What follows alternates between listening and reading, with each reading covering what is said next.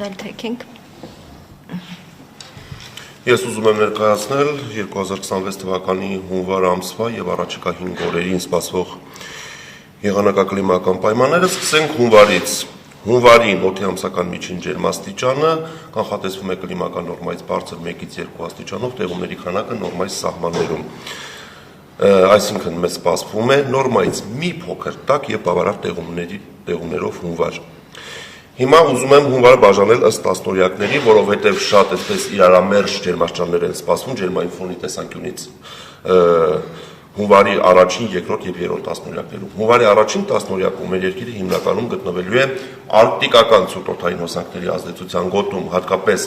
հունվարի 3-ից 4 ընկած ժամանակահատվածում այս օրերի համեմատ օդի ջերմաստիճանը երկրի ողջ տարածքում կնվազի 8-ից 10 աստիճանով։ Այդ արկտիկական ցուրտօդային հոսանքները հանրապետությունում կմնան մոտավորապես մինչև հունվարի 8-9 ներառյալ։ Հունվարի երկրորդ եւ երրորդ տասնօրյակներում հիմնականում հանրապետությունում կգերակշռեն հարավ-արևմուտքից հարավից ներթափանցող արևադարձային տաքօդային հոսանքները, ինչի արդյունքում օդի ջերմաստիճանը հունվարի երկրորդ տասնօրյակից առաջին տասնօրյակի համեմատ զգալի կբարձրանա։ Այսպիսով, եթե միջին տասնօրյակային ջերմաստիճանը ներկայացնենք ըստ տասնօրյակների, ստացվում է, որ հունվարի առաջին տասնօրյակը կլինի մի փոքր սառը, ջերմաստիճանը նորմայից ցածր կլինի 1-ից 2 աստիճանով, բայց հունվարի երկրորդ եւ երրորդ տասնօրյակին օդի ջերմաստիճանը կլիմական նորմայից բարձր կլինի 1-ից 2 աստիճանով։ Թվաբանական միջին արժեքով ստացվում է, որ ամսական միջին ջերմաստիճանը նորմայից բարձր կլինի 1-ից 2 աստիճանով։ Հիմա ուզում եմ ներկայացնել հանրապետությունում գիշերային ժամերին սպասվող նվազագույն ջերմաստիճանները, որոնք կդիտվեն հունվարի առաջին տասնօրյակում, ինչպես արդեն նշեցի, արկտիկական ցուրտ օդային հոսանքների ներթափանցման դեպքում։ Այսպիսով, Շիրակում հունվարի առաջին տասնօրյակում գիշերային ժամերին ջերմաստիճանը կնվազի մինչև -25-ից 30 աստիճան։ Կոտայքի լեռնային գոտիներում մինչև 20-ից 25 աստիճան ցուրտ է սպասվում։ Կոտայքի նախալեռներում ջերմաստիճանը կհասնի -14-ից -17-ի, Գեղարքունիքում մինչև -20-ից 25-ի, Լոռիում -17-ից -20-ի, Տավուշի նախալեռնային հատվածներում -14-ից 18-ի, Տավուշի ցածրադիր գոտում -12-ից 16-ի, բավականին ցածր ջերմաստիճաններ կգրանցվեն նաև Արագածոտնի լեռնային գոտիներում -24-ից 27 աստիճան սառնամանիք է կանխատեսվում։ Արագածոտնի նախալեռնային հատվածներում սպասվում է մինչև -14-ից -18, Արարատի նախալեռներում օդի ջերմաստիճանը կիջնի մինչև -14-ից 17, Արարատի ցածրադիր գոտիներում -12-ից 16, Արմավիրի մարզում -12-ից 16, Վայոց-Ձորի լեռնային գոտիներում սպասվում է մինչև -20-ից 23 աստիճան սառնամանիք, Վայոց-Ձորի նախալեռներում -12-ից 16 աստիճան,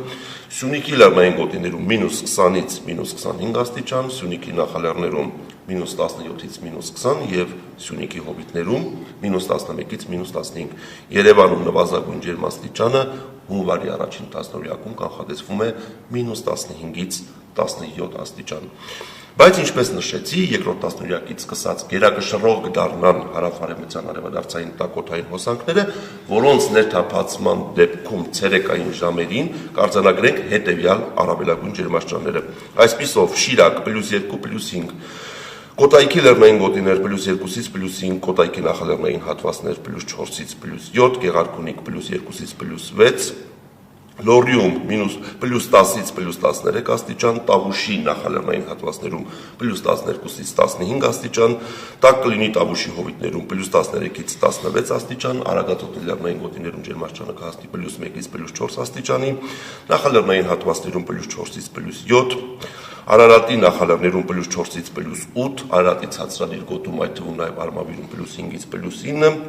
Վայոց-Ձորի լեռնային գոտիներում սպասվում է մինչև +3-ից +6, Վայոց-Ձորի նախալեռներում +6 +10, Սյունիքի լեռնային շրջաններում +2 +5, նախալեռնային հատվածներում +10-14 եւ Հովտային գոտում +12 +16։ Երևանում առավելագույն ջերմաստիճանը հունվարի երկրորդ եւ երրորդ տասնօրյակին կարող է հասնել մինչև +7 +9 աստիճան։ Հիմա անցնենք առաջիկա օրերի կանխատեսման։ Այսօր մեր երկիրը կրկին գտնվում է ցիկլոնի ազդեցության գոտում, որի ակտիվությունը հատկապես մեծ կլինի Վայոց-Ձորում եւ Սյունիքում։ Այսօր ցերեկաշրջանների մեծ մասում սպասվում է ձյուն, Վայոց-Ձորի եւ Սյունիքի մարզում միջին ինտենսիվության, մնացած գոտիներում թույլ։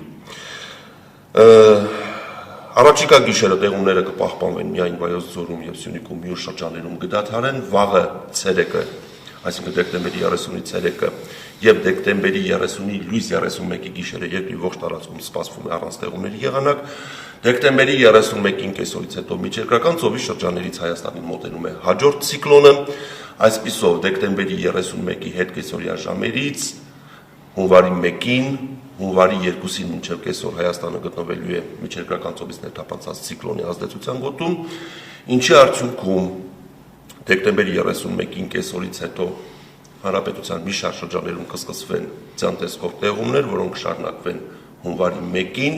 հունվարի 2-ի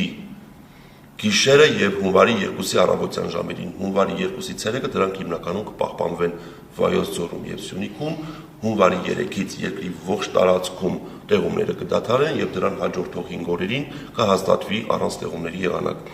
Հիմա ինչ սպասենք առաջիկա 5 օրերին օդի ջերմային ֆոնում։ Առաջիկա գիշերը ջերմաստիճանը կրկին զգալի կնվազի, մոտ 5-ից 7 աստիճանով այսօրվա համեմատ, հունվարի 31-ից մեկնկատ ժամանակահատվածում 8-ից 10 աստիճանով կբարձրանա, որովհետև եւ ունենք հարավարևմտյան ցիկլոն եւ անպամատություն եւ տեղումներ դրանով պայմանավորված։ Բայց հունվարի 3-ից սկսած, երբ եղանակը կպարզի հանրապետությունում կհաստատվի անտիցիկլոնային դաշտ, օդի ջերմաստիճանը գիշերային ժամերին կրկին կնվազի մոտ 8-ից 10 աստիճանով եւ հատկապես լեռնային շրջաններում արդեն կարձանագրենք բավականին ցածր ջերմաստիճաններ, որոնք արդեն ներկայացրեցի։ Այսքանը։ Շնորհակալություն, մի ճշտում, պարոն Սուրենյան, հունվարի առաջին 10 օրերին նշեցիք առավելագույն ցուրտ ջերմաստիճանները, դրանք տևական ժամանակ 10 օր պահպանվելու են, թե մերթ են լինելու։ Կպահպանվեն մինչև հունվարի 8-9 ներառյալ, որից հետո նորից եմ կրկնում, իրենց տեղը կզիջեն հարավարևմտյան տաքոթային հոսանքներին, ինչի արդյունքում օդի ջերմաստիճանը աստիճանաբար կբարձրանա։ Այս շրջանում ցրտահարությունների վտանգ տեսնում եք, գյուղատնտեսներին ինչ խորհուրդ կտաք, ինչ խորհուրդ։ Ցրտահարությունների վտանգ չենք տեսնում, մենք վերջին ձյունը մեզ փրկեց ցրտահարությունների վտանգից, որովհետև մինչև այս ձյան տեղումները հանրապետության նույնիսկ լեռնային մարզերում, նույնիսկ Աշոտսկում ծնածածկույթը բացակայում էր եւ կար վտանգ, որ օդի ջերմաստիճանի նվազման դեպքում կարող է ցրտահարվել աշնանացանը։ Բայց ունեցանք ձեռնառատ տեղումներ, այս պահին բոլոր լեռնային շրջաններում առկա է 20-ից 50 սանտիմետր բարձրությամբ ձյան ծածկ եւ ցրտահարության վտանգ չկա։ Շնորհակալ եմ, պարոն Ազիզյան, դուք նշեցիք, որ տարվա ընթացքում ջերմաստիճանային ռեկորդներ են գրանցվել, խնդրեմ ներկայացնեք, թե դրանք ինչով են պայմանավորված եւ նախորդ տարիների դինամիկան ինչի մասին է խոսքում, հաճախակիացել են նման երևույթները։ Ընդհանուր հանրապետությունում սկսած 94 թվականից գրեթե ամեն տարի բացառությամբ 2011 թվականին մենք ունենում ենք տարեկան միջին ջերմաստիճանի դրական շեղումով տարիներ եւ հանրապետությունում նկատվում է ջերմաստիճանի բարձրացում 1935-ից 2024 թվականին 1.6 աստիճանով։ Եվ այս տարին էլ անմասն չի մնացել եւ օգոստոսի 2-ին եւ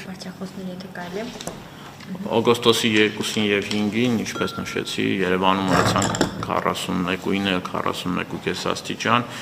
ինչը այդ երկու օրերին մեր գերազանցեցին բացարձակ առավելագույն ջերմաստիճաններ մինչ այդ դիտված։ Շատ լավ։ Եթե կարելի նաև օդի որակի փոփոխությանը անդրադառնանք, այս վերջին տեղումները որքանով օգնեցին, ինչ պատկեր ունենք։ Ուրեմն վերջին տեղումները զգալիորեն նպաստեցին օդի որակի լավ լինելուն եւ դեկտեմբերի 28-ին միայն կենտրոն վարչական շրջանում Սահմանային թույլատրելի կոնցենտրացիան գերազանցել է 1.4 անգամ, մնացած հատվածներում գերազանցումներ չեն եղել եւ եթե մենք միջինացված ցուցանիշով այսպես ասեմ, ուրեմն Երևան քաղաքում 2025 թվականին, որ ամենից աղտոտված կենտրոն վարչական շրջանն է, գրեթե 47% դեպքում գերազանցումներ չեն եղել, այնինչ նախորդ տարիներին ավելի շատ են գերազանցումներն եղել, նույնիսկ 2023 թվականին 19% դեպքերում է, որ գերազանցումներ չի եղել, այսինքն օդի որակի դեպի լավ որակ ենք գնում, տենդենսը դեպի դրական է, եւ ես հորդորում եմ, որ անպայման բոլորս հետևենք միայն մեր ՈԱԿ-ի տվյալներին, պաշտոնական տեղեկատվությանը եւ կառավարության որոշումով վերջին կառավարության նիստին հաստատվեց կառավարության որոշում, որով որ օդի որակի մոնիտորինգի պետական տեղեկատվություն տրամադրողը միայն մեր ՈԱԿ-ն է եւ խնդրում եմ հանրությանը, որպեսզի հետևեն միայն պաշտոնական տեղեկատվության։ Իսկ քաղաքացիների անհանգստությունը շրջանում այս խոճապային իրավիճակը սոցիալական ցանցերում ինչով եք պայմանավորում, տեղեկատվությունն է բազմազան շրջանառվում, թե իրապես վտանգավոր է։ Իրապես վտանգավոր իրավիճակ չի, նորից եմ կրկնում, մենք միշտ ասում ենք, որ անբարենպաստ իրավիճակ է, դա պայմանավորված էր հատկապես նոյեմբերի սակավ տեղումներով եւ օդի բարձր ջերմաստիճանով եւ ընդհանուր տարածաշրջանային էր հարևան Վրաստանում էլ զուգադիպեց այդ օրերին մեր վրացի գործընկերները Հայաստանում էին համագործակցության շրջանակներում եւ այնտեղ էլ պայմանավորված հարավ-արևմուտքից տաքօդային զանգվածների ներթափանցմամբ այնտեղ էլ փոշու գերազանցումներ կար նորմայից 5-6 անգամ, այսինքն ընդհանուր տարածաշրջանային խնդիր էր։ Եվ նշեմ, մենք պետական բյուջեի աջակցությամբ ձեռք ենք բերել 2 գերժամանակակից սարքավորումներ, որոնք հունվարի 3-րդ տասնօրյակին շահագործվելու են եւ հանրությունը արդեն օպերատիվ ռեժիմով տիրապետելու է տեղեկատվությանը, որոնք որ տեղադրվել են կենտրոն վարչական շրջանում եւ Քանաքեռ Զեյթուն վարչական շրջանում։